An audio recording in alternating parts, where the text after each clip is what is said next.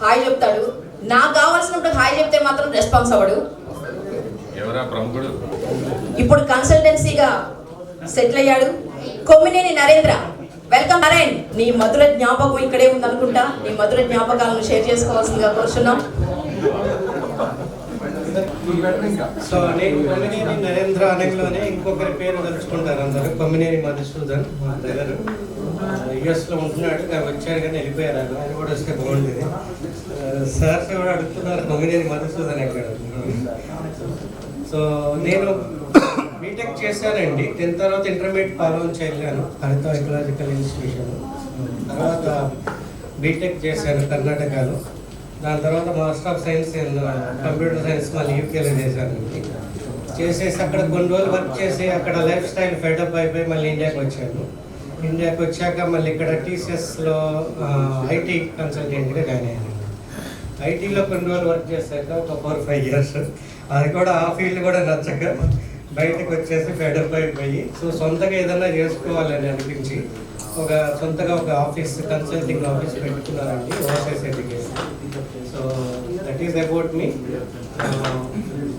So ఇక్కడ ఇవాళ for gathering today ఇక్కడ చాలా నాకు హ్యాపీగా అనిపిస్తుంది. దానికి కూడా నేను బ్యాక్ ఎండ్ నుంచే సపోర్ట్ చేశాను. మన టీము చాలా హార్డ్ వర్క్ చేశారు.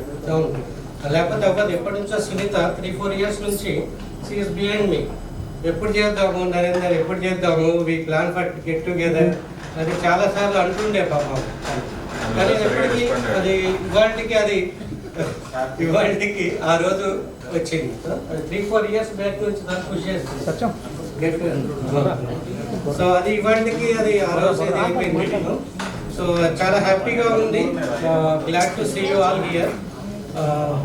సో ఎవరు చాలా మంది కూడా గుర్తుపట్టలేకపోతున్నాం.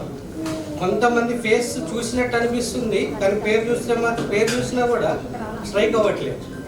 సో 30 years నియర్ 32 years కాదు. మీరైతే దామా గారు అలానే ఉన్నారు, సేమ్ ఉన్నారు. దామా గారు చేంజ్ అవ్వలేదు.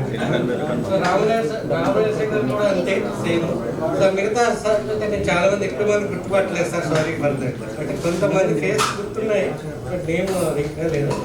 Many thanks sir. నాకు ఇచ్చిన కాన్ఫిడెన్స్ అప్పుడు అదే సార్. ఇంగ్లీష్ ఎవరైతే చెప్పారో నాకు చాలా హెల్ప్ఫుల్గా అయింది. 10th వరకు వచ్చింది. ఎందుకంటే తెలుగు మీడియంలో చదువుతున్నాను సార్. ఇంటర్మీడియట్ 10+2 వరకు ఇంటర్మీడియట్ తెలుగు మీడియమే అయినా కూడా చాలా స్ట్రగుల్ చేసి బీటెక్లో ఇంగ్లీషు ఒక సెంటెన్స్ ఫార్మేషన్ రాయడం రాదు. సో ఆ ఓన్ స్ట్రగుల్ చాలా దాన్ని టైం స్పెండ్ చేసి మనం ఎక్కడైతే బేసిక్స్ ఇక్కడ నేర్చుకున్నామో ఆ ఇంగ్లీష్ అనేది నాకు చాలా హెల్ప్ఫుల్ అయింది. మన స్కూలింగ్ అప్ టు 10th ఏదైతే నేర్చుకున్న బేసిక్ ఇంగ్లీష్ అది నాకు చాలా హెల్ప్ఫుల్ అయింది further studies. So many thanks sir. మీరు 10th వరకు ఏదైతే నాకు ఇన్పుట్స్ ఇచ్చారో ఏదైనా కూడా నేను మాస్టర్స్ యూకేలో చేయడానికి కూడా నాకు అది ఫౌండేషన్ అంతా కూడా నాకు 10th వరకు ఏదైతే వచ్చిందో అది వెరీ హెల్ప్ఫుల్ అయింది. Many thanks for giving me this chance. Okay.